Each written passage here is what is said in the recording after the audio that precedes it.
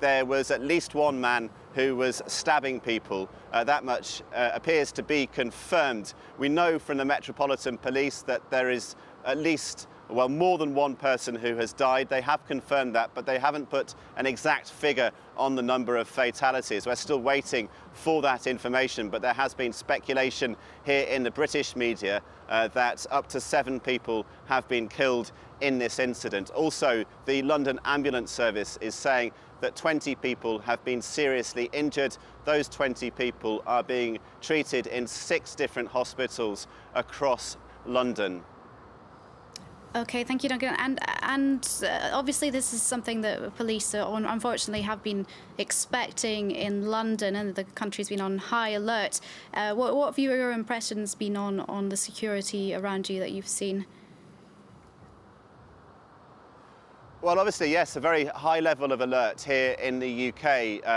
It's been that way for a long time. For a number of years now, the threat level from terrorism has been officially lodged at severe. Now, after the Manchester attack a few days ago, the threat level was escalated from severe to critical.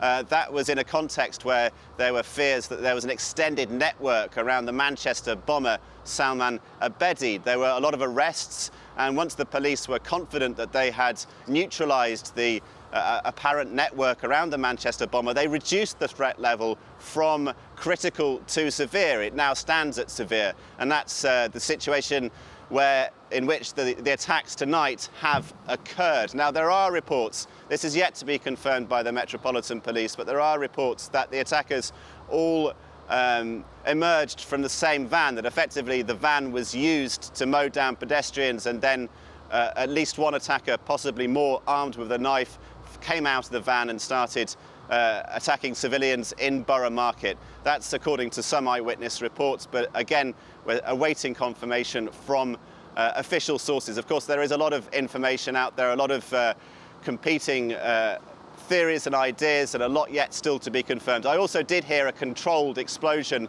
about an hour or two ago. I was close to London Bridge at that stage. Okay, and we've been hearing about charitable acts, as we've seen before in previous attacks. Very briefly, have you witnessed any of these civilians trying to help one another?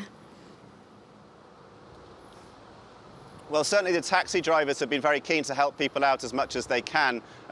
In the London Bridge station, the Underground and the mainline station, both of which came to a standstill because of these incidents. There are a lot of stranded people, a lot of upset people, especially youngsters, late teens, early 20s.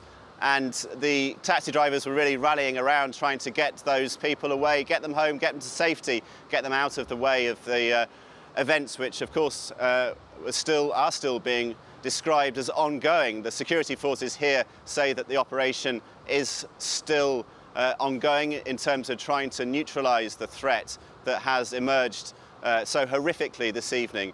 We're waiting for those full casualty figures, but at the moment we do know that there has been more than one fatality. Okay, thank you.